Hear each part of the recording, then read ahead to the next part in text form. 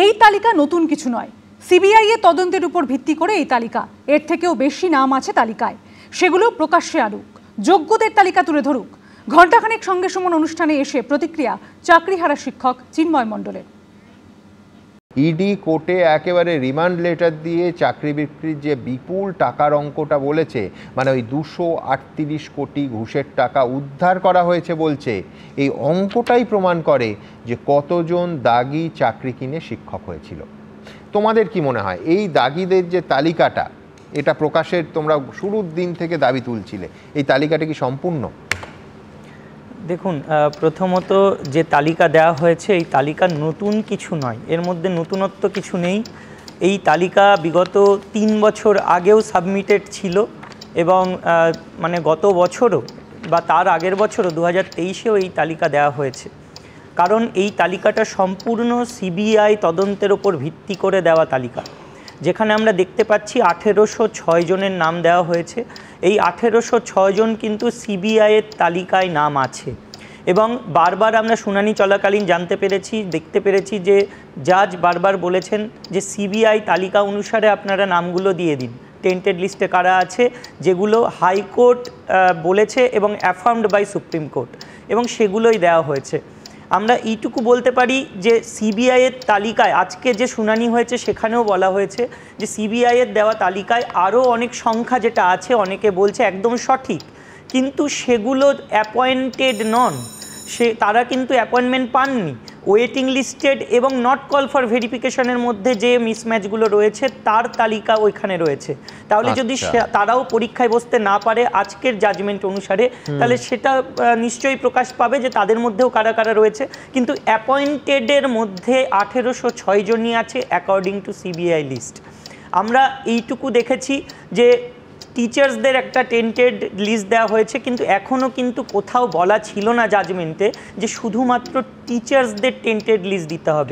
ওখানে ছিল group D, একদম ওখানে ছিল যে টেন্টেড লিস্ট দিতে হবে, তার মানে কিন্তু নন টিচিং স্টাফরাও তার মধ্যে অন্তর্ভুক্ত, তাদেরও টেন্টেড লিস্ট ইমিডিয়েটলি পাবলিশ করা উচিত। স্কুল সার্ভিস কমিশনের তালিকায় অনেক দাগি প্রার্থীর নাম নেই। সুপ্রিম কোর্টে অভিযোগ জানালেন চাকরিহারা এক যোগ্য শিক্ষক। পুরো বিষয়টা যাচাই করার নির্দেশ দিয়েছে সুপ্রিম কোর্ট। পাশাপাশি সর্বোচ্চ আদালতের নির্দেশ, স্কুলে যোগ দেননি কিন্তু দাগি এমন কেউ যেন পরীক্ষায় বসতে না পারেন।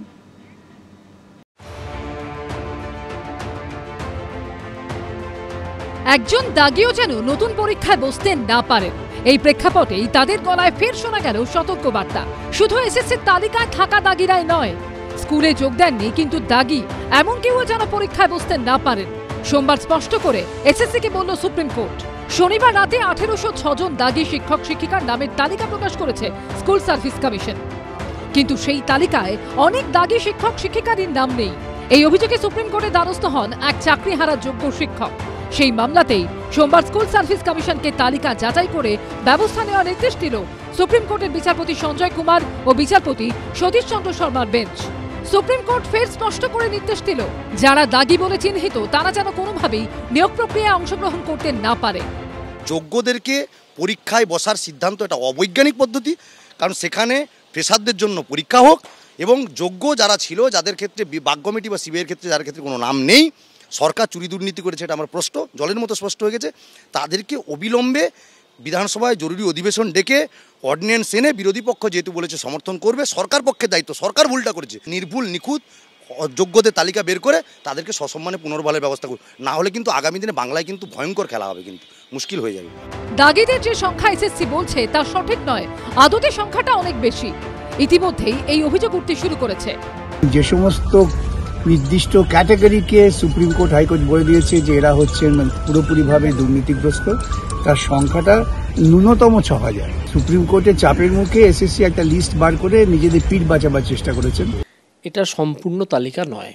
অযোগ্য যারা দুর্নীতি করে চাকরি কিনেছিল, চাকরি পেয়েছিল, তাদের সংখ্যা আরও অনেক বেশি, অন্তত 6000 তো হবেই। এই পুরো কাজটা, অর্থাৎ নতুন করে যে পরীক্ষা নেওয়া, এই পুরো কাজটা স্কুল সার্ভিস কমিশনের হাত থেকে নিয়ে অন্য কোনো ইন্ডিপেন্ডেন্ট এজেন্সির কাছে দিতে হবে। সোমবার সুপ্রিম কোর্টে স্কুল সার্ভিস কমিশনের আইনজীবী দাবি করেন এসএসসি দাগিদের নামের তালিকা প্রকাশ করেছে এবং তাদের অ্যাডমিট কার্ড বাতিল করা হয়েছে। তখন যোগ্য চাকরিহারা এক শিক্ষকের আইনজীবী বলেন, এসএসসির প্রকাশিত তালিকায় গুরুতর একটি সমস্যা রয়েছে। প্রকাশিত নামের তালিকা থেকে অনেক দাগি শিক্ষক শিক্ষিকার নাম বাদ পড়েছে। এর আগে যে রোল নম্বরগুলি প্রকাশ করা হয়েছিল সেগুলো তালিকা থেকে বাদ পড়েছে। তখন এসএসসির আইনজীবী বলেন, সেই কারণেই সুপ্রিম কোর্ট আপনাদের অধিকার দিয়েছে এরকম কিছু ঘটে থাকলে সেটা স্কুল সার্ভিস কমিশনের নজরে আনার।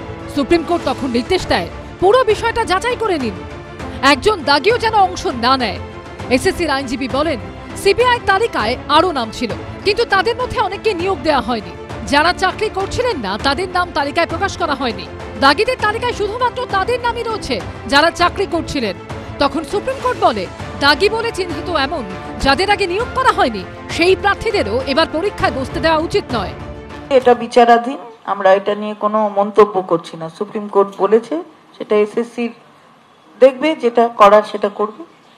স্কুল সার্ভিস কমিশনের আইনজীবী বলেন, নির্দেশ ছিল সেই সব দাগিদের নাম প্রকাশের যারা চাকরি করছিলেন, তালিকায় শুধু তাদেরই নাম রয়েছে। তখন দুই বিচারপতির বেঞ্চ বলেন, সমস্ত দাগিদেরই সরানো উচিত। শুধুমাত্র যারা চাকরি পেয়েছেন তারাই শুধুমাত্র এই দুর্নীতির বেনিফিশিয়ারি তা তো নয়, এর বাইরেও বেনিফিশিয়ারি রয়েছে যাদের চাকরি হয়নি অথচ তাদের নাম্বার বাড়িয়ে দেওয়া হয়েছে। পুরো টাকাটা দিতে পারেনি বলে তাদের শুধুমাত্র ওই চাকরি হয়নি, তাই তাদের আবার নতুন নিয়োগ প্রক্রিয়ায় বসিয়ে নতুন নিয়োগ প্রক্রিয়াটিকে কলুষিত করবেন, এটা হওয়া উচিত নয়, বাঞ্ছনীয় নয়। এদিকে এসএসসির তালিকা প্রকাশের পর এবার আদালতের দ্বারস্থ হয়েছেন দাগি শিক্ষকদের একাংশ। নতুন নিয়োগ প্রক্রিয়ায় অংশগ্রহণ করার জন্য হাইকোর্টে আবেদন জানিয়েছেন প্রায় 350 জন দাগি শিক্ষক। বিজেন্দ্র সিংহ, সৌভিক মজুমদার ও কৃষ্ণেন্দু অধিকারী রিপোর্ট, এবিপি আনন্দ।